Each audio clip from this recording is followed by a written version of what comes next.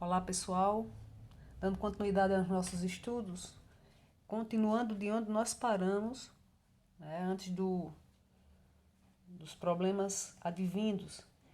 Então a gente vai para o último capítulo da frente B, que trata sobre a República Oligárquica no Brasil.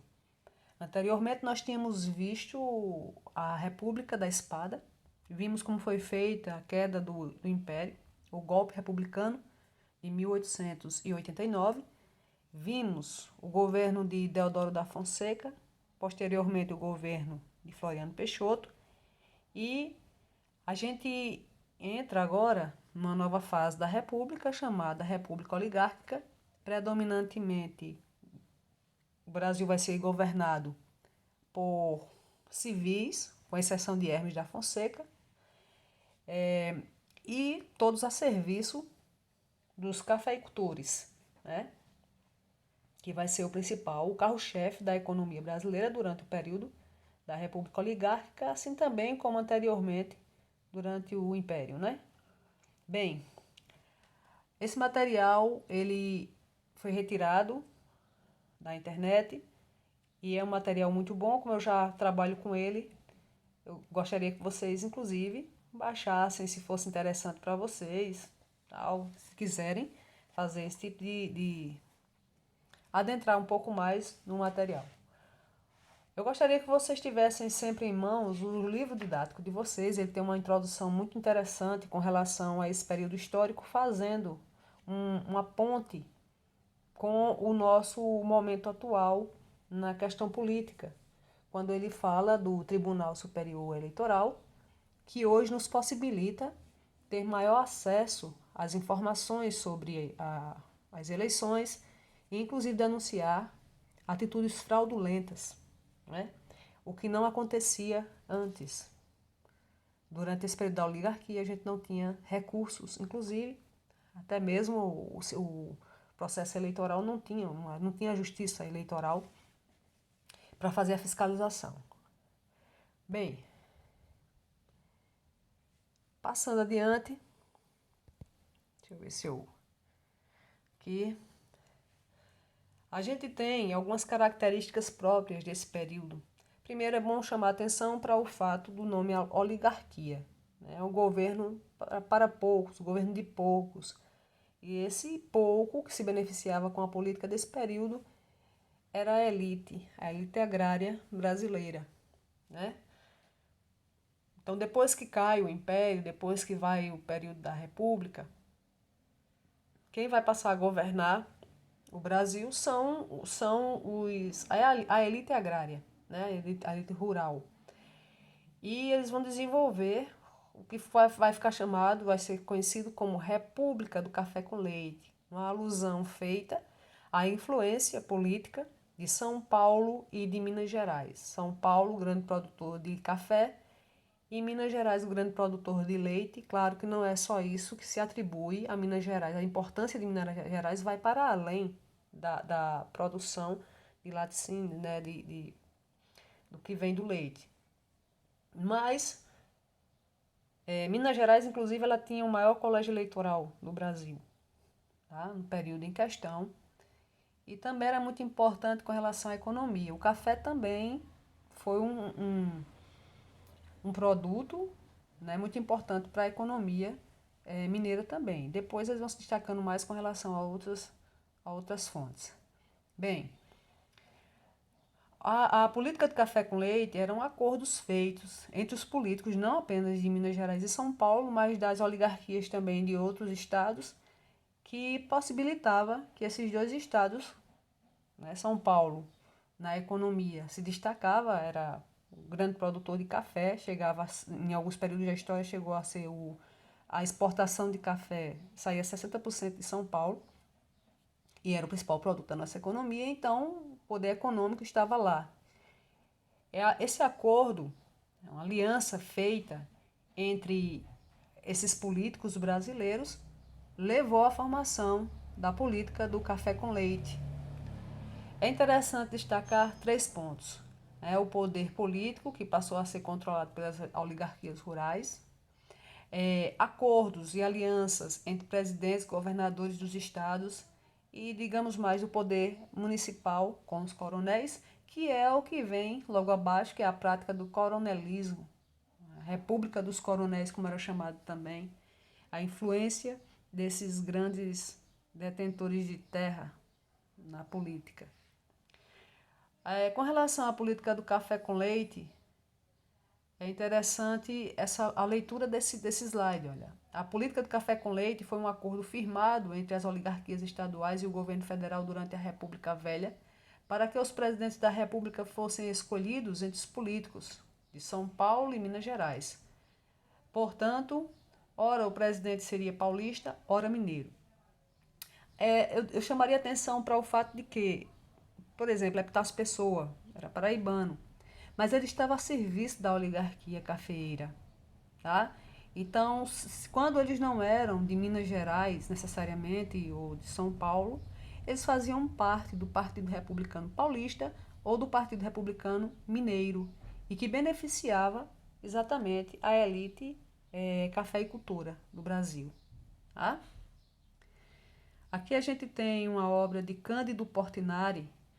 Eu chamo sempre atenção para a questão da leitura de imagens. A gente tem aqui o trabalho braçal, o plantio, o fato de se carregar o produto, era feito por pessoas, mulatos, pessoas do povo, né, que sustentavam de fato toda essa economia, dando lucro aos proprietários de terra, aos cafeicultores, com a exploração a que eram submetidos. Alguns outros aspectos da política oligárquica. Isso aqui eu tirei do livro didático de vocês. É interessante que vocês aprofundem esse conhecimento com leitura. O Fundiloa, a Comissão Verificadora dos Poderes, a campanha civilista e a política das salvações. Não foi feito tudo isso aí em um único governo, mas eu gostaria que vocês fossem no livro didático de vocês e aprofundassem a leitura, porque não vai dar para a gente fazer tudo isso aí, o vídeo ficaria longo demais. Eu vou chamar a atenção de vocês só para um fato. Nada disso beneficiava a população, tá? Eram acordos econômicos, às vezes nós ficávamos sujeitos ao capital estrangeiro, a política das salvações era só para tirar oligarcas do poder que estavam contra o governo, por exemplo, de Hermes da Fonseca, que foi quem colocou isso aí. Mas que era uma elite que era oposição ao governo dele, então ele tirava e colocava quem era do seu coloio, né? A campanha civilista, uma campanha civilista, já está dizendo, vem de civil, né? Foi contra Hermes da Fonseca, porque Rui Barbosa vai encabeçar um movimento contrário à candidatura de um general, né, de um militar, marechal na verdade, Hermes da Fonseca, queria que somente civis governassem durante esse período. Bem, todos esses aspectos aí, os 4 aspectos levantados, eu coloquei para chamar a atenção de vocês, para que vocês fizessem leitura no livro. Só lembrando, era acordo entre elites, não eram acordos que beneficiassem o povo. Vou chamar a atenção com relação a isso, porque a história é inquietante, e esse momento da história do Brasil, ele é inquietante, tá? Na questão política, na questão eleitoral, social, econômica e tudo mais. Olha aqui, aspectos econômicos da República Oligárquica, né? O principal produto da nossa economia, como eu já falei, era o café. Agora nós tínhamos outros produtos também. A gente tinha o cacau na Bahia, teve o período do surto da borracha, né? Na região norte. A anexação, inclusive, do Acre, por conta dessa questão da extração do látex, e assim por diante.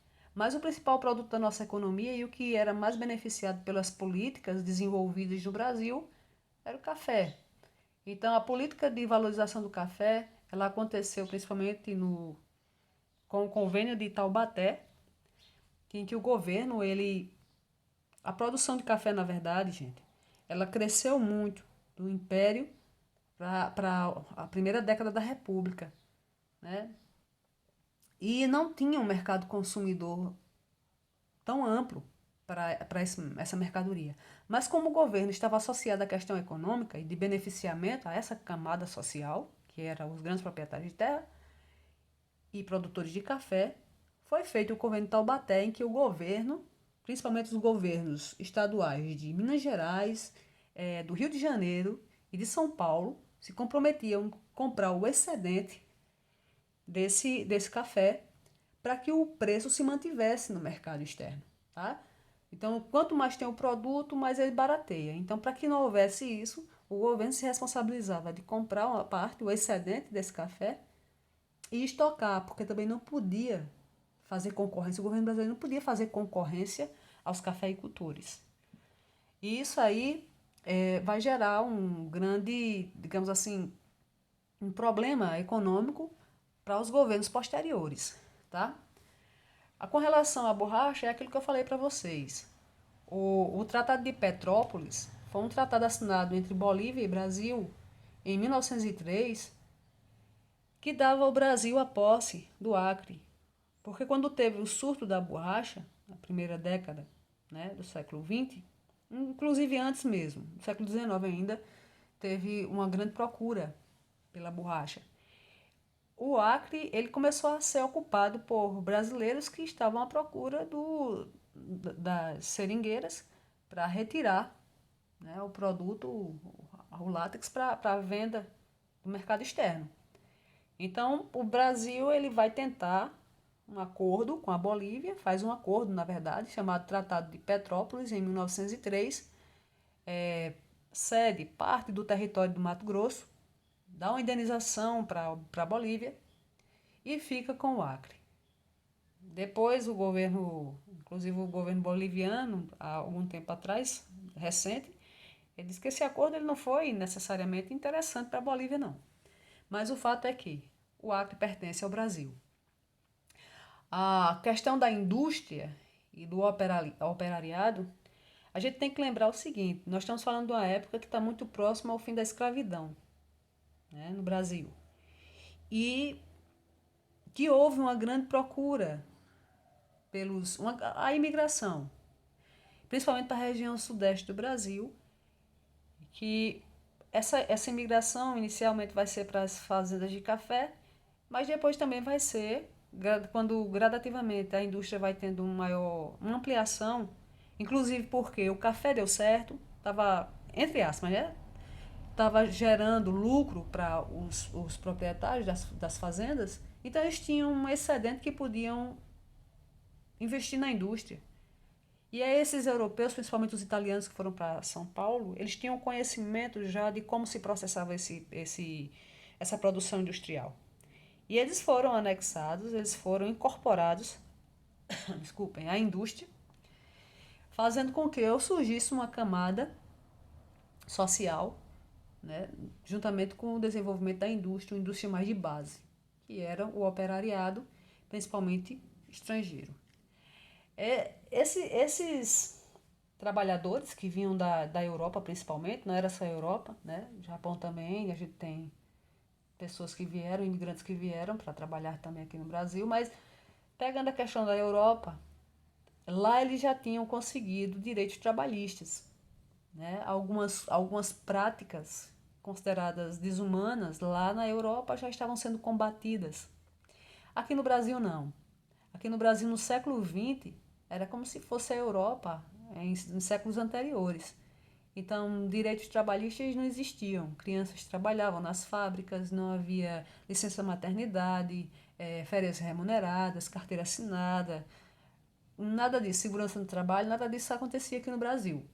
E essa falta de compromisso, digamos assim, com o trabalhador, com o operariado, gerou a primeira greve brasileira, né, nesses termos, que foi no ano de 1917, principalmente em São Paulo, quando 45 mil, aproximadamente, 45 mil operários, trabalhadores, pararam seus trabalhos. E esse ano é emblemático, né? Se vocês lembrarem direitinho, 1917 foi o ano da Revolução Socialista Russa, tá bom? Aqui a gente tem a situação social do Brasil nos primeiros anos da República. A gente vai trabalhar no próximo vídeo, eu vou levantar a questão das revoltas que ocorreram no Brasil durante esse período da República Oligárquica.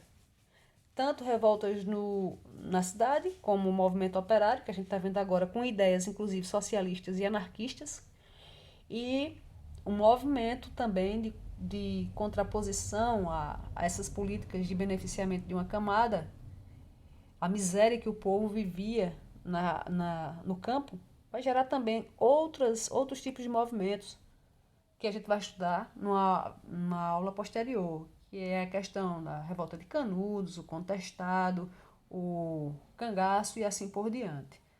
Aqui, esse slide chama a atenção para essa situação social, de descaso com as pessoas mais pobres, de miserabilidade da população, né, enriquecimento de uma pequena parcela e o empobrecimento de uma outra, bem maior. Aí aqui diz o seguinte, vou ler, viu? No interior nordestino, a superexploração, a miséria e a fome eram a realidade do sertanejo. Havia absoluta obediência ao chefe local, que no caso era o coronel, materializado na política pela figura do coronel, como eu já falei. A saúde era outro problema social, principalmente nos grandes centros urbanos, e aí ele vai fazer referência mais na frente à questão da revolta da vacina, que vamos estudar posteriormente. O trabalho foi outra questão social delicada. Foi durante este período que começaram a se desenvolver as classes médias urbanas, assim como a classe operária que eu já falei agora. Então, isso aqui é basicamente um resumo da questão social dessa fase da República, né? Esse período foi marcado por tanta influência dos coronéis, e vocês lembrem que nós trabalhamos essa questão da figura do coronel, que está lá atrás na história, né? No período regencial, quando os proprietários de terras passaram a adquirir o título de coronel e tinham seus jagunços, que aqui chamam de milícias, né? No livro de vocês vai falar sobre as milícias comandadas pelos coronéis, que na verdade eram os seus jagunços. Então, o coronel, mesmo necessariamente não fazendo parte das Forças Armadas, ele tinha esse título e ele fazia a lei local, tá? Inclusive perseguições, mortes, né, eram muito comuns durante esse período. Os coronéis é que comandavam todo esse processo de dominação do povo. E uma coisa bastante emblemática desse período é a questão das fraudes eleitorais e do voto de cabresto. Então, vocês têm aí uma imagenzinha também, o eleitor, como se fosse um burro, levado, né, pelo político até a urna. O voto era aberto, ou seja, você tinha conhecimento de em quem aquele eleitor estava votando em tempo real. Então não tinha como você colocar, não era secreto o voto. Hoje é um voto secreto. Se você não quiser, ninguém vai saber que foi que você votou. Mas isso não acontecia em tempos anteriores. Tá? O voto era aberto, as pessoas sabiam logo em quem é que você estava votando. Então, o voto de cabresto, porque os eleitores que estavam dentro, né, das propriedades dos senhores, dos coronéis, eram obrigados a votar em seus candidatos. Curral eleitoral é outro termo muito utilizado, vocês vão olhar no livro didático de vocês. É quando eles reuniam todos aqueles votantes que moravam nas suas fazendas e levava todos para votar. Então ficava todo mundo junto, currais eleitorais, voto de cabresto. O cara votava, não era necessariamente porque queria votar naquele candidato, mas que era obrigado. E outra coisa, votando ou não no candidato do coronel, quem ganhava era o candidato do coronel, tá? Porque havia muita fraude. Pessoas que já tinham morrido estavam lá como votantes. Se tivesse um número X de pessoas que votavam, mas nas urnas tinham voto para X e Y, ou seja, as urnas eram trocadas. Então, a oposição ao coronel de maior força não vencia. E mesmo se vencesse, né, tinha a comissão verificadora, que não permitia que esses que eram contrários ao governo ou municipal, estadual ou federal, porque havia uma aliança entre eles, chamada política de governadores, que vocês vão aprofundar com a leitura. Então, não chegava ao legislativo quem fosse contrário à política pré-estabelecida, tá? Os conflitos sociais, eles eram inevitáveis, claro. A gente percebe que existia um grupo que estava se beneficiando da política e um outro que estava insatisfeito. É a camada popular, que chega um momento que se cansa da exploração, da falta de políticas que os beneficiem. Então, aí entra aquilo tudo que eu já falei para vocês, que é a questão das revoltas, tanto no campo quanto na cidade. O movimento operário, ele ganha cada vez mais força, né? Principalmente a partir da greve de 1917. E o interessante é que os políticos brasileiros viam essa questão da luta por direitos dos operários como se fosse um caso de polícia. Washington Luiz chegou a proferir essas palavras, né? Que o movimento operário era um caso de polícia. Vocês leem com calma. Aqui eu coloquei uma imagem da obra Operários de Tarsila do Amaral, para chamar a atenção da gente para a questão da formação do nosso povo e também um movimento que foi muito importante durante esse período, inclusive no governo do paraibano, Epitácio Pessoa, que vai ser o início da derrocada da política oligárquica, que é a Semana de Arte Moderna, né, de 1922, que é um outro tema que eu gostaria que vocês aprofundassem com uma leitura, né, procurassem mais informações sobre a Semana de Arte Moderna de 1922, tá? Aqui, só para a gente já antecipar um pouco as informações que vão vir, a gente vai trabalhar no próximo slide as revoltas que ocorreram no Brasil da República Oligárquica, e vocês podem observar, né, os movimentos, a revolta da vacina, as greves operárias na região sudeste, a Guerra de Canudos na Bahia, o cangaço, tudo isso mostrando o contestado, aí mais embaixo, não dá para vocês verem, mas tem a Guerra do Contestado, mostrando que as insatisfações com o governo oligárquico, as insatisfações iam de norte a sul do Brasil, tá? E aqui entra o que eu falei para vocês agora. Questão social é caso de polícia. O Washington Luiz, ele não vai aceitar que essas revoltas elas tomem força e corpo e vai combatê-lo com o uso da força. A polícia na rua para combater os revoltosos. É isso. Vocês precisam fazer a leitura para completar as informações que são dadas aqui. Na página 97, vocês vão ter a introdução muito bacana ao capítulo. E eu trabalhei com vocês hoje, na página, eu quero chamar a atenção para a página 101, que tem os principais presidentes desse período. Tá, principais não, tem todos os nomes dos presidentes desse período, de 1894 a 1930, que é o recorte temporal da República Oligárquica, tá bom? E aí vocês dão uma lida, na próxima aula a gente dá a continuação ao capítulo. Abraço a todos, bons estudos.